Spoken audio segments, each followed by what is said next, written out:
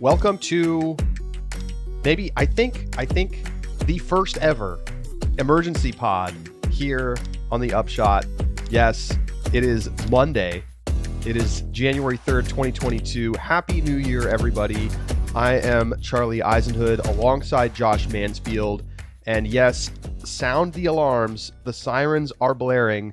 We need the ambulance to go past right now on the street outside my apartment in New York City, because it's emergency time. We've got to talk about all of the sponsorship news. And Josh, first of all, Merry Christmas, Happy New Year. Merry Christmas, Happy New Year. I unfortunately have to begin this new year with a giant L, because never have I been so wrong as when I said that this was not going to be an interesting off season. I've had a lot of takes. I've had a lot of smart ideas over the years. This was not one of them. At a time when I believed naively that a contract with a number of years attached to it meant something meaningful. Oh, how I was wrong, and oh, how it has been dramatic. Josh, how are you? I'm good. I'm calling in from sunny California, 65 degrees, still here on my vacation, last day of vacation. And I got too much sun, which was a nice thing to have happen to me in January, December. Played a lot of disc golf. That's awesome. Yeah. I was out in California too, but it was raining the whole time I was there. So it's okay. I have to give a shout out. Corey, Brian, and Stephanie, 3 listeners who hooked me up, took me around, showed me the courses in Vegas and California. Had a great time. So big thanks to them. I have to report though, I got my butt kicked in both times. So sorry, Charlie. Well, we'll have to check in on all that and catch up on our holidays on the main show. We will have a main show coming out tomorrow, Tuesday, as scheduled. We've got a big press conference tomorrow with Dynamic Discs.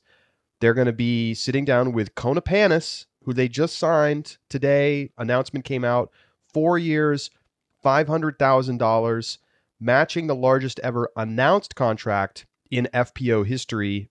Kristen Tatar got 4 years, 500, as we discussed earlier on the show a couple months back from Latitude. We know Paige Pierce makes more than that. We don't know exactly how much, but Kona Panis gets paid, leaves Innova, and people didn't even see it coming. Like, nobody saw Kona Panis leaving Innova coming, which makes sense because her dad, Jeff, is the marketing director at Innova. So you could see why people didn't see it coming. But they're going to have Panis at the press conference tomorrow, as well as an MPO player who is not yet announced. That announcement is coming out tomorrow morning. Now, how much of a secret this announcement is at this point is not so clear. There have been, literally weeks of speculation about it being Ricky Wysocki. He left Innova, announced on Instagram that he's leaving Innova. He was in the middle of a 5-year contract, so he's gone. And a lot of people think it's going to be Ricky Wysocki. So we will see tomorrow morning if that is the case. I've seen some internet sleuths, Josh, posting pictures of supposed Wysocki stamped discs on the Dynamic Discs website, but they keep getting scrubbed from the website. Maybe it's a Photoshop. Maybe DD accidentally let the cat out of the bag. We'll see. But we have so much to catch up on. We're going to try to just go through the player sponsorship news that we haven't had a chance to talk about, and just talk a little bit about the overall picture. And of course, we've got a lot more to come on these topics over the next couple of shows. So stick in there with us because we got a lot to get to. Josh, I'm going to hit you with the news one at a time, and I just want you to give me your quick thoughts on it as we go through this, and then we can discuss further the bigger news. All right? All right, let's do it. Okay, so since we last talked before our roundtable episodes, Andrew Marweed makes it announcement that he is moving to DGA from Innova. We knew that he was leaving Innova, but not that he had signed with DGA. So that is done on what appears to be a multi-year deal. The terms were not announced. Erica Stinchcomb extends for, well, let me just go to the moves first, and then we'll do the extensions. A little more interesting that way. Nico Locastro out at Westside Discs. That contract terminated early He had signed a 2-year extension at the beginning of the season, but that has ended early. I still haven't seen Nico comment about this publicly. And Westside has been just giving me no comment. So, don't know what happened there. But Des Redding, the longtime veteran, one of the just greatest players of all time, Hall of Famer, multi-time world champ. She's actually leaving Innova after more than 2 decades. She is signing with Mint Discs out of Austin. She lives in Texas. 1-year deal, and she's going to go back on tour, Josh. So maybe she too could be the Disc Golf Pro Tour Rookie of the Year. Okay, so I'm not giving you a chance to react here. Marweed to DGA, thoughts? Marweed has the potential to win a major if it's in the right spot. Wow. DGA made a great investment in Marweed. Seems like the right player to put some chips into. He really played the back of the season very strong. Yeah, and I mean and I know we'll get to this, but with World's announcement in Vermont in 2023, like there are majors. I think even at the Champions Cup coming up in Augusta, like those are courses that Andrew Marweed could win a major or perform very well, and we saw what that did for MVP. I feel like it's a similar style investment on a smaller scale. I think it's a great signing for DGA. Nico out at Westside, thoughts? Did he throw his pads and helmet into the stands and flash a peace sign through the middle of the third quarter?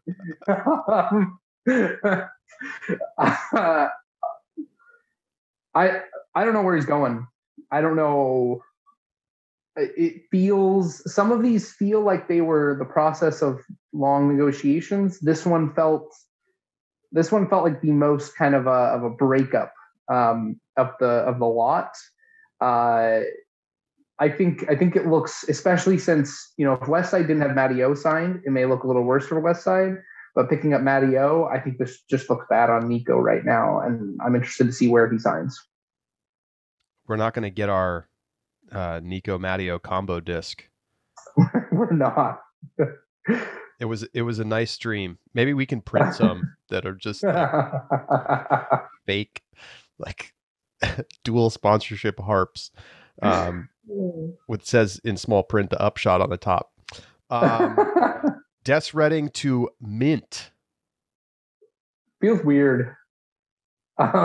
Des Redding leaving Innova is it's a surprise, to be sure. It is a surprise. How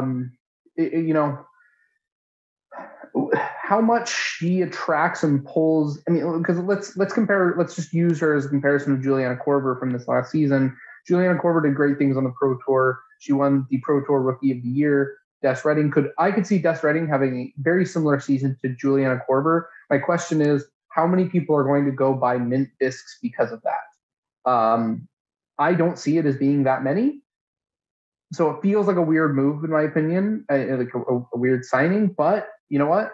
Mint was in the news more than they would have been otherwise. So I was just going to say, when's the last time we talked about Mint discs on the podcast? Yeah. So I guess it's already working to an extent. I'm interested to see if this does pay dividends. I think Des could still hang in there if she's healthy.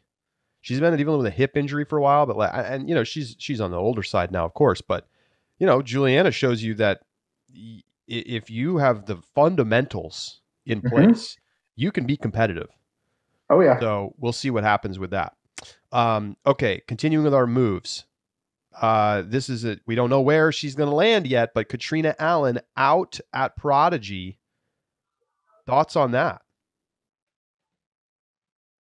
Losing a world champion on the year that they won their world championship feels like a bit of a blunder on Prodigy's part. I mean, Katrina's got so much momentum right now behind her, and to not capture that feels like I think Katrina is going to, wherever she signs, probably score pretty good, and I think Prodigy missed out on an opportunity here. I always wonder how these negotiations go down.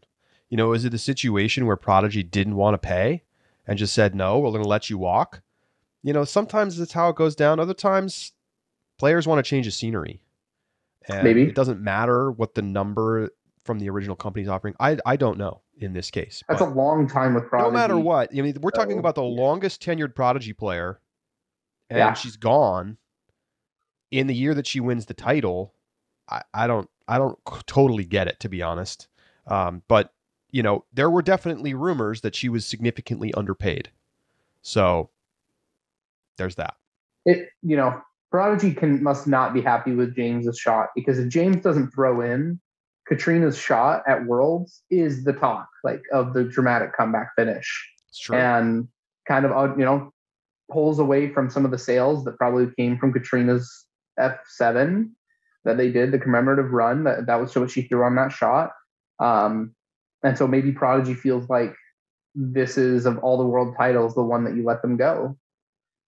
Typically you wouldn't, but maybe this was the case. I don't know. I feel like, though, Katrina leaves with the power here over Prodigy. All right. Next up, the young power couple, Valerie Mandejano, Mason Ford, both leave Innova, sign with Dynamic Discs on 2-year deals. A nice little nugget from one of the stories about this that I put up. The two of them will be traveling with Alexis Mandojano in the RV. Alexis is sponsored by Discraft. They're going to co-brand the RV with Dynamic Discs and Discraft. They're going to wrap both sides with each company, and the companies are cool with that. So that's a fun little note. But thoughts on Valerie Mandejano and Mason Ford, both who are just coming off probably their best seasons ever, easily. Mason Ford winning a Elite Series event, Valerie Mandejano almost winning Throw Pink. They're headed to DD. I think that it's a really good investment for Dynamic Discs. I think they're good young players to have. It's too early to know if they're going to be stars of the tour in the next 3-4 years, but I'd rather have them on my team when they start to blossom into those stars. And so I think this is the right time, now that they're starting to see some success, for DD to make that investment. And I mean, they've already shown that they're very committed to the tour, which I think is a really valuable thing to get out of players their age and their experience. And so I think in great signings on DD's part. I'm curious to know what they got them for in terms of price. Both players had Tour Series discs with Innova, and were making royalties from that. I'm assuming they're going to have the same thing with Dynamic Discs. I'm not sure if this was just a change of scenery for them, or if DD really ponied up for it. If they were able to get them for reasonable deals, though, I think they're a steal. But that's just, how much did they command in terms of money? I'm not sure. All of a sudden, DD, even before we know who they sign tomorrow, they've gone from having a team that is extremely thin and not particularly competitive to suddenly having depth and star power. Because remember, they signed Gavin Rathbun. We're going to talk about Kona Panis in a second. They're signing a player with multiple Elite Series wins in MPO. So, I mean, I think we know who that's going to be, but, we'll wait and see. And then they get two young players who have tremendous potential. I mean, Valerie Mandejano is not very old and looked at times last year like one of the better players on tour. Yes. Not super consistent, right? Dealt with that weird fluke hand injury where she had to miss a bunch of time, ended up missing the Pro Tour Championship, but also was, a top 10 finisher in a lot of tournaments.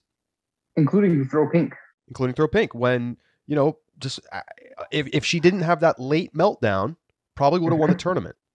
And, those are the lumps you have to take, but it's a nice time to sign a player like that who's flashing serious upside.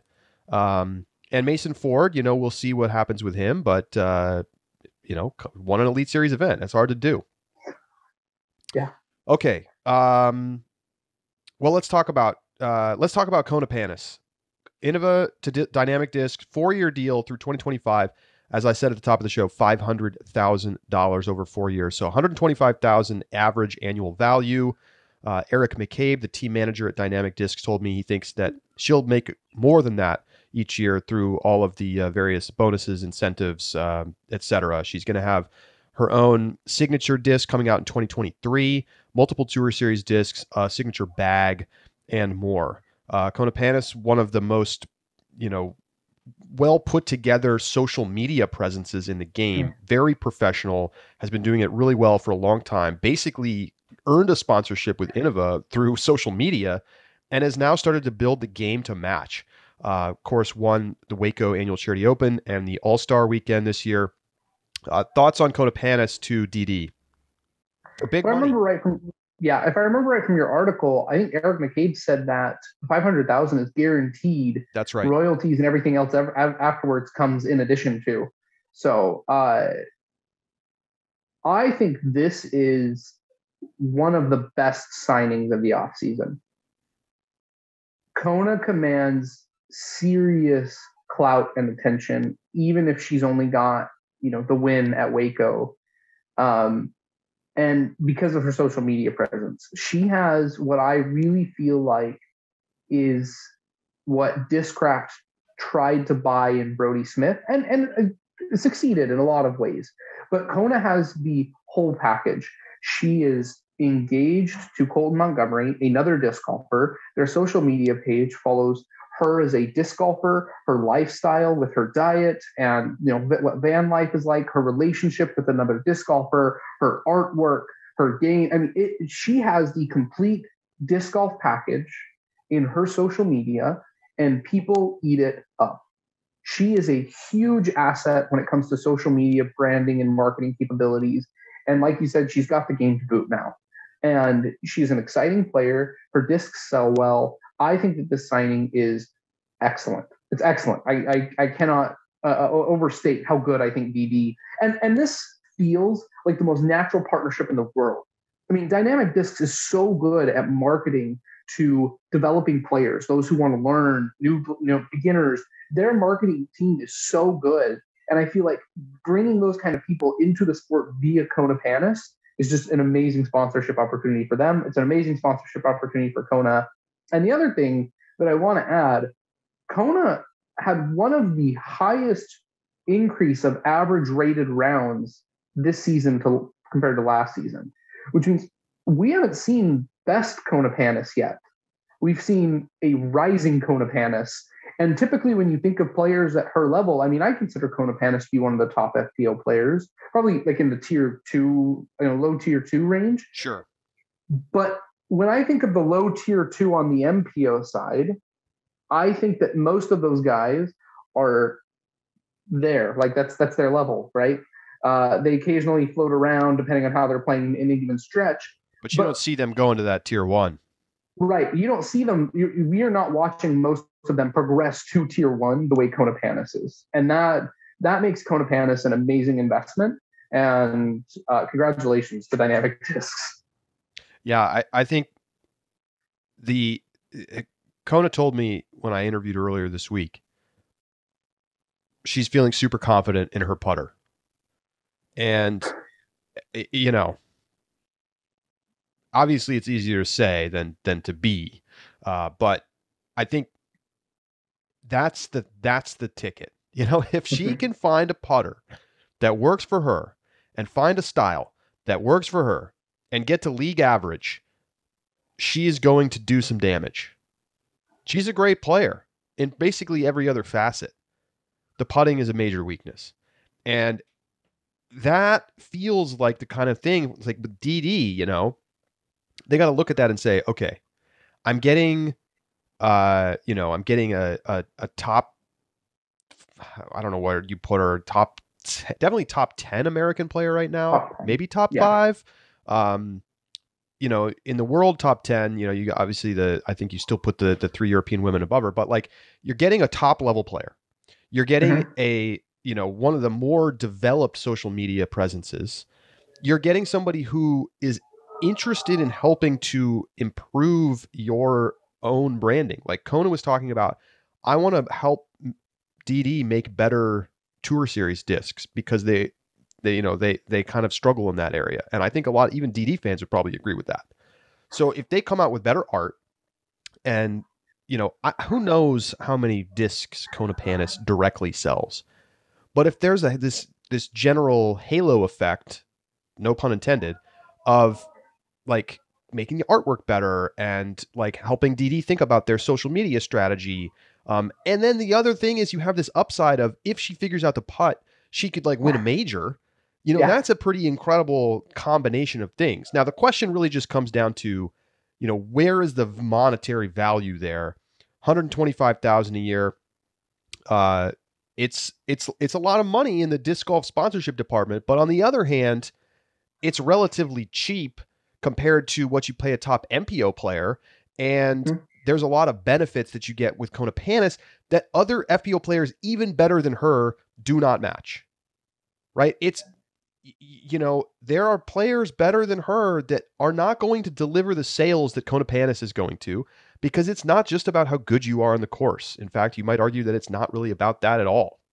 There's a lot of players who move plastic because of their personality and their ability to brand and market themselves more than their skill on the course. Now, sometimes those things go hand in hand. And if you're the number one player in the world, you're probably going to sell a lot of discs no matter what. But I think there are levels to marketability. Kona is up at the top in FPO. Maybe second. Is she second only to Paige? Like, who do you put above her? If Paige, I think yes. After that, I really don't know. Nobody. Maybe not.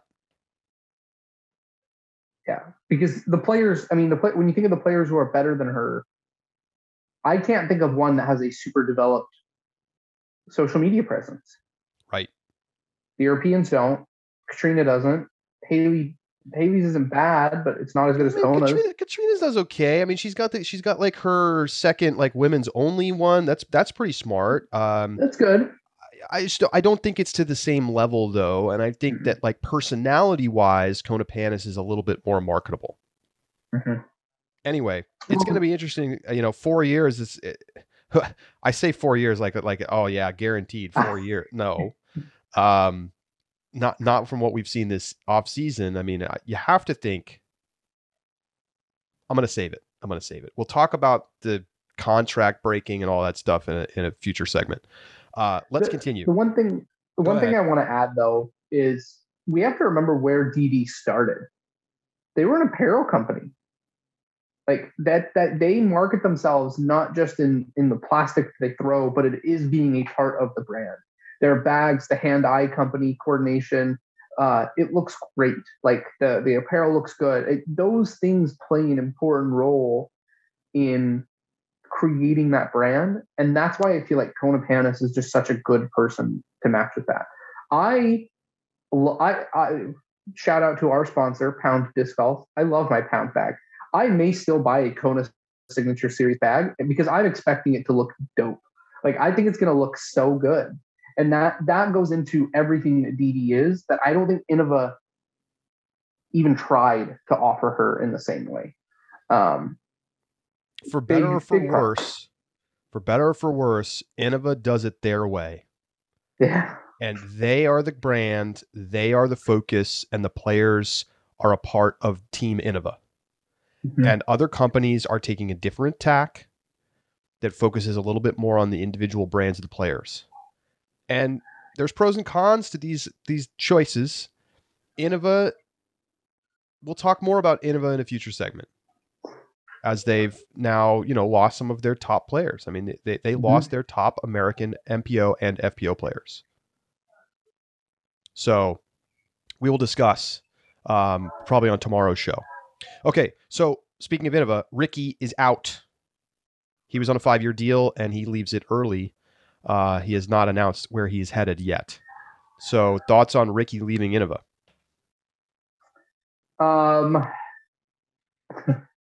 Multi-year deals mean nothing. Ricky carries a lot of momentum to leave, and I think that especially leaving in the middle of his contract, it sucks for Innova. But here's the big thing I want to say. A lot of players, when they announce those signings, and we talked about these in the player sponsorship and as well as in the retailer, the players are worth the most when they move companies, right? And I agree that Ricky moving company means that whoever he goes to, Speculated Dynamic Discs is probably going to move some plastic with his name on it. But it doesn't feel, and maybe it's the nature of all the leaks and the speculation right now, but it doesn't feel like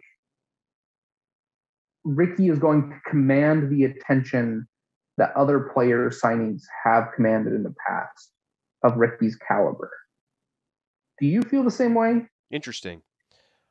No, I disagree with you. I think You disagree? yeah, I mean, we're talking about the world number one player, and yes, you're right. Like, if it all happened in one day and there were no leaks, it would probably feel a little bit more explosive. But I still think this is going to be a pretty monumental shift.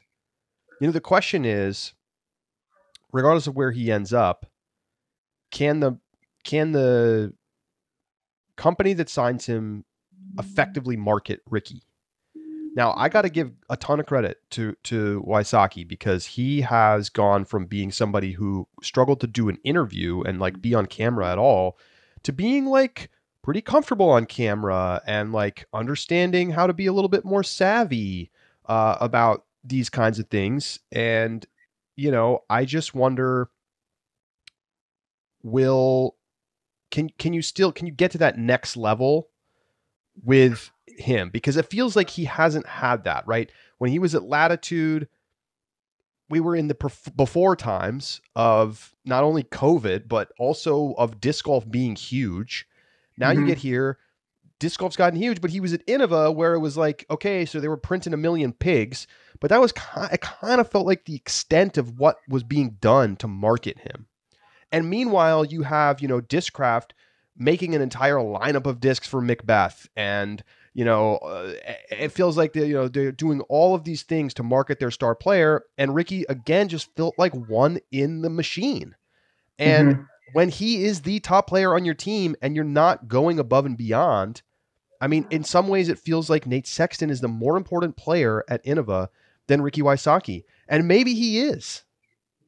Maybe he is. Maybe he sells more Firebirds than Ricky sells pigs.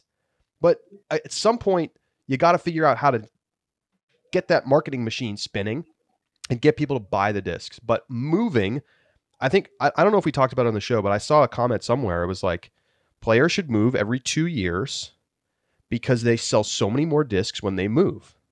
And it doesn't matter how good you are. It's just the act of moving gets people ginned up about the whole thing. And then you want to go and buy their disc.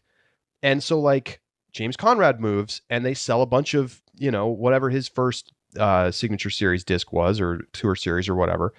And that was before the shot. He sold a bunch of discs. Kona Panis is going to sell a ton of discs at DD because people are like, oh, wow, new thing.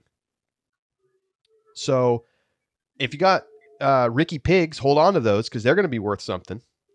But yeah, I think it's, I back to the original point. I think that this will be big news because when you're the world number one and you change sponsors, people take notice. I think you highlight the reason that I felt like that maybe wasn't the case, which is that the way that Ricky's been used in the past, and that it did feel like Innova was not maximizing the Ricky potential. But you're right. I don't see any reason why that wouldn't be the case moving forward. It's I think I'm still stuck on that feeling that, I mean, if you're being honest, look at like Ricky versus Calvin. Ricky had a phenomenal season, and yet the two didn't feel substantially different in the way that they were marketed and used by Innova. And I think I am feeling the residual of that, I guess, misuse of Ricky. And who knows, you know, whenever we find out where he's headed, maybe we'll hear from Ricky about that because maybe that's why he's leaving. Possibly. Yeah. Let's get to the latest news. This is out just literally an hour ago, maybe. Haley King leaving Discraft. She'd been with the company for 5 years. She was actually contracted through 2022, so she leaves a year early. And it kind of followed a lot of very sort of gushy posts between both parties in some ways. Like Haley King was posting a lot on Instagram about how amazing like Discraft was. And then there were very positive posts from both King and Discraft. They made a video package for Haley King as, you know, to say goodbye, basically. It was all very classy, very nice. It just struck me as all very unusual. Thoughts on Haley King leaving Discraft? You know, Haley King leaving Discraft in this season isn't the news to me. Hailey King also cutting ties with all of her other sponsors, like Ridge Roller, for example. That's the news to me, because it assuming she's moving somewhere else to another company, most companies don't care if you bring those secondary sponsorships. The only one that I know does is Dynamic Discs, and that's because they have their own bags, and so and their apparel, and so you don't get secondary sponsors because Dynamic Discs keeps everything in house. Other than that, I don't know of any other company that feels particularly strongly about that. And so either Dynamic Discs made a last minute deal and scored Hailey King as well, which, if so, I mean, someone make a movie about this. Like this, this is one of the most prolific off. Put up a statue of Eric McCabe outside of Emporia. Yeah. But if not, I don't know where she's going or why you would cut ties like that. Feels weird. Yeah, I don't know. I asked somebody at Discmania about a week ago if they were signing Hailey King, because we kind of seen some Instagram posts and it was like, oh, maybe. And I thought Discmania would be an obvious landing place, and nope. So I guess we'll find out. I don't know. It just struck me all as a little strange, because it seemed like Hailey King was really satisfied with what was going on at Discraft. She was in the middle of a deal, and was Discraft unwilling to pay up? Something doesn't quite make sense to me, is what I'm saying. Yeah. So anyway, that was blockbuster news. I didn't see this one coming. I really didn't. I mean, we saw some of the posts and I was like, this is just like end of the season, getting ready for the next year, but not so. She's leaving the sponsorship. So we'll see where she ends up. So that, I believe, gets us to, I'm literally going to check before we wrap up here and see if we missed anything. But I think that is it for today. So there are some other things. Oh, so did we get all the extensions yet? We didn't even get to the extensions yet. So we haven't done the extensions. We're going to go quick through the extensions right now. So here we go on the extensions department, things we haven't yet discussed. Erica Stinchcomb, Westside, 1-year extension through 2022. Good extension. Good player. Doesn't play the full tour, if I'm not mistaken. But I'd have to double check that. So don't quote me on that. It doesn't command enough presence right now. Has been with Westside since her start of her touring career. I think it just makes logical sense. Yeah. Adam Hammis, 3-year extension with Discraft through 2024. I hope Adam Hammis got paid, because he deserved it. As a multi Elite Series winner this year, which in a season in which there were very few, he deserves to make a lot of money for that. And so I hope Discraft ponied up and gave him good money. Missy Gannon, 2-year extension through 2023. I feel like you could just copy and paste what you just said. Yep. Same thing. Ditto. Yeah, Missy, I mean, there were a lot of speculation. Would Missy make a move? Nope. She sticks around at Discraft, and, we'll see. Everybody always, she says she's going to do more social media stuff. We'll see if that happens. But, interesting to see her stay there in 2 years. Yep. Kevin Jones, 4-year extension with Prodigy through 2025. And we don't know the numbers, but I'm sure he's getting paid. Prodigy decided that was their man, and they moved all their money there. Because otherwise, like, I asked the question, where's their money, right? Matty O left, Cat left. You got Dickerson still there. But there's a little bit of a buzz about Chris Dickerson. I don't know if that's just random rumor mill, but we'll see in the coming days. Yeah. It's a big investment for a player who came off of a lackluster season. Interesting. You think Kevin Jones had a lackluster season? I don't think he had a podium finish. It really just depends on how you define what a high quality season is. I was just looking at his page. So if you look at what he did he have a podium finish? Masters Cup, he was third. Okay. There's one. Idlewild, he was third. Okay. So there's two. And so two events. He was fourth at Worlds. Okay. It's pretty darn good. He did not have a good USDGC. He did not cash, finished 51st. A lot of top 10s.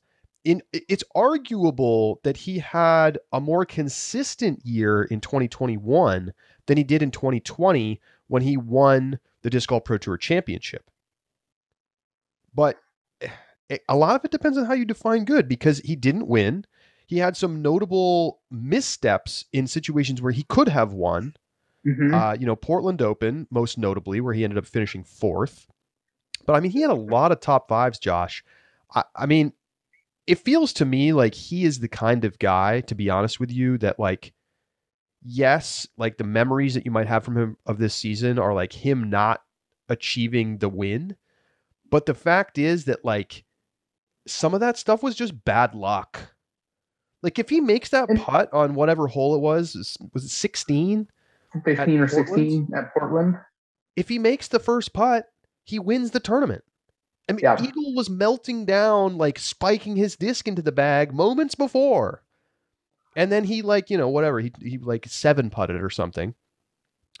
I don't know. I think that Prodigy letting Kevin Jones walk would be a huge mistake. I still think Kevin Jones is one of the most promising players in MPO.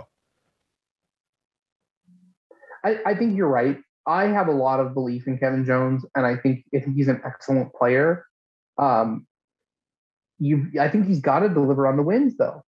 Wasn't this the joke about in 2020 as well, that Kevin Jones has like famous blow up holes and can't close a tournament? Yeah, I mean, if I remember right, he won GMC and he won the Tour Championship in 2020. And so there was a lot of excitement about what he could do in 2021, and then he did not win any tournaments. Nor did he ever finish second in any tournaments. I remember, I think it was at D-Glow.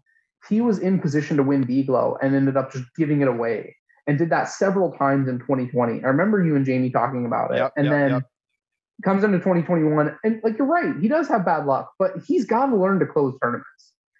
If he's Prodigy's guy, if he's the 4-year, 4-year and however many millions of dollars he's going to make in those 4 years, he's got to get some dubs. He's got to get some bursts. I get that it's hard. I agree with you. It's harder than ever to win an MPO and actually get a title and a first place on an Elite Series event and now a Pro Tour event.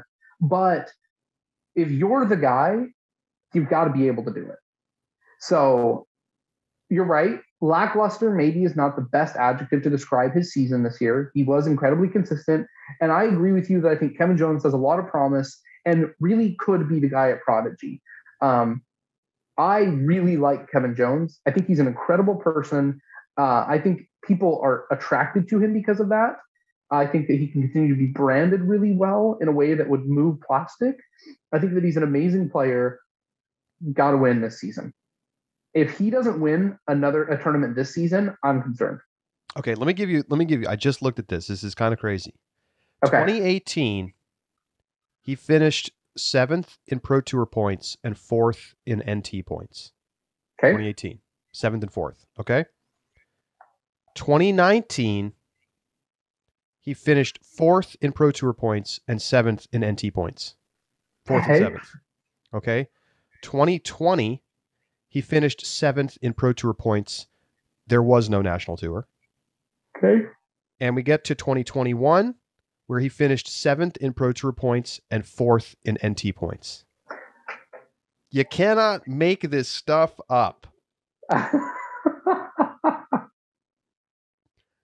I mean, he's a great player, but can he go to the next level? I think he can, but I'm also not the one who had to write the check for the 4-year contract to believe that he can. I think he's very marketable, though. I think if you took players and you said, and we're going to do this in a segment in a maybe this week, maybe on the subscriber bonus, something. If you took a player and you looked at their skill, right? Their rating or their ranking or whatever. And then you compared that to their marketability and, deservingness of a sponsorship because they can sell your product. I think Kevin Jones outperforms his already high level of skill. I think he's one of the more marketable players at the top of MPO. Yeah.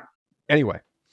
That was a segment idea by a listener, by the way. I don't have the email in front of me, but shout out. We will mention your name when we do that segment. Yes, we will. Okay, so that, I believe, gets us... Does that get us through everything? I shouldn't say that until I actually... Nope. No. There's an important one. Nate Sexton, 2 additional years tacked on to the end of his Innova contract, puts him with the company through 2025. He's going to be there almost 20 years by the time that contract is up. Sponsored by Innova his whole career. He's like the Dirk Nowitzki of Innova. So very, no surprise here. I mean, it's a great deal for both sides. It's very obvious that he's moving plastic for Innova. It's very obvious he's getting fat paychecks from the Sexton Firebird royalties, which I asked him explicitly when I talked to him today. And he told me that he can't give me numbers, but he said that, yes, the royalty amount per disc has continued to go up and went up to the highest level in this latest contract. So another early extension for Sexton, and he remains the team captain for Innova. This just makes it would be shocking to see Nate Sexton walk away from Innova and the Firebird. I'm just going to tell you right now, Charlie, start saving your money because it's in 2025. What? The 10-year anniversary of the Sexton Firebird. Oh my God. Do you know? I might be the guy. I'm going to go to Las Vegas Challenge and I will get in the line at like 11 a.m. the day before they drop. I don't care. I'll be there for 3 days. I'll live in a tent and I will sit there and I will buy the maximum number that I can and I will hold them. And someday in the distant future, it's going to be the next Bitcoin. Yeah, 10-year anniversary Sexton Firebirds are our thing, folks. So that's I think of all the players right now, him leaving Innova would be the most shocking move. Impossible. I can't because he can't take his Firebird printing machine with him. No. He literally has a money tree in his backyard. Why would you move? Why would you ever move? I'm gonna go pick these fresh Firebirds off the tree right now. I saw he put up a crystal eagle with a double 15 Firebird stamp and an Innova team stamp. When I last checked it, it had been up for like 5 hours last night. It was up to over $2,000. Wow. Wow. The Innova team stamps, I mean, you can't even get those, right? Yeah, no. They're on the second market, but yeah. So Anyway, congratulations, Nate. You've done it. Absolutely. You're set. So, man, what an offseason it's been. And it's not over. We don't know where Katrina Allen is going. We don't know where Ricky Wysocki is going. We don't know where Haley King is going. We don't know where Nico LaCastro is going. So, and there's probably more to come. There's probably more to come that we haven't even heard about yet. So this is recorded on Monday, January 3rd, 2022 at about 7:00 Eastern time. So that's what we know as of now. We'll be back with you tomorrow. Our show tomorrow normally comes out in the morning, but not tomorrow. We're going to wait until the afternoon. The show will be out following the Dynamic Disc press conference with Kona Panis and as of yet unnamed player. So we'll have those press conferences. Hopefully we're going to have an interview as well. And we will be able to continue our discussion here of this wild off season and start to talk about what it all means and what are these new teams looking like. We'll have a chance to catch up on that. We've also got a lot of news to get to outside of the player sponsorship realm that we will get to. We're going to go inside the circle, the whole deal. And we're going to have our first over-under of the year coming up this week. So I'm looking forward to it.